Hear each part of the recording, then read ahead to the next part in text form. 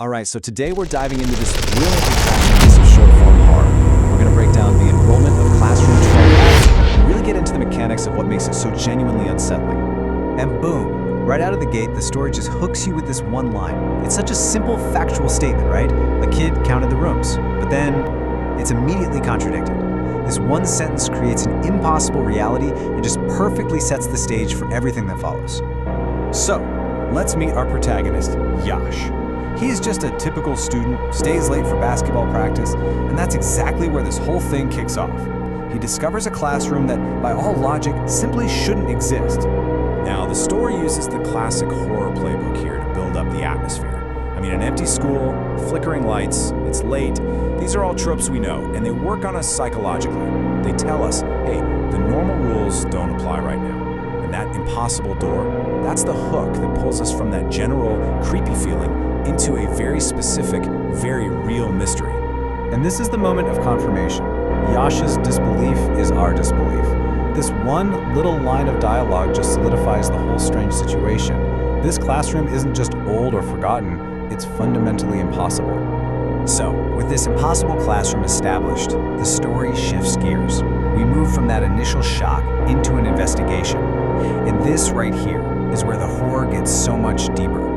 It stops being just a spooky room and turns into this layered mystery with a dark and really compelling history. The first major clue is just brilliant. This conflicting timeline immediately throws a supernatural kind of time-bending element into the mix. So the classroom isn't just in the wrong place, it seems to be in the wrong time. And yet somehow it knows about Yash in the present day. I mean, how is that even possible? You have to notice how these clues all work together to build this powerful sense of lore. The drawings, they make the threat personal. It proves the classroom knows he's there. The news article connects this whole supernatural mystery to a real-world tragedy. And then, the official record just doubles down on the impossibility of it all, confirming this history isn't just forgotten, it feels like it's been actively erased. 4. That's the number. 4 students went missing from this very school back in 2009. This creates a direct link between the impossible room and an unsolved tragedy. So yeah, the stakes have just been raised a lot. And this brings us to the story's major turning point. The quiet investigation part is over. Now the mystery evolves into a direct, active, and absolutely terrifying supernatural confrontation. You know, the story is just masterful at building tension here. Faint whispers, chairs that move, these split-second glimpses of see-through figures, the story really plays on our brain's tendency to see patterns, making both Yash and us, the audience, doubt what we're seeing. It just keeps ratcheting up the suspense. This moment is such a great way to illustrate that shift we were talking about. The room is no longer just a passive setting, it's an active antagonist. It's a classic haunting trope, sure, but it's so effective because it's the very first direct communication from whatever is in that room. 2 simple words, but wow, are they chilling. This isn't just some generic threat, it's an accusation. It implies there are rules, expectations, a sense of judgment. All of a sudden, Yash hasn't just stumbled into a haunted room, he's broken a rule, and he's being called out for it by some unseen authority. And right there, the trap springs shut. By taking away the only escape route, the story creates this intense feeling of claustrophobia. Yash is now physically trapped with this active threat. There is nowhere left to run. So now, we get to what I think is the story's most brilliant move.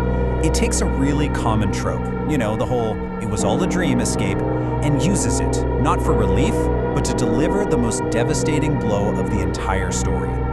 Just look at this comparison. On one side, we get this moment of pure relief. We, right along with Yash, let out this breath we didn't even know we were holding. But then, the reality on the other side just comes crashing down. The true horror wasn't being trapped in 12F, the horror is that his normal reality is 12F.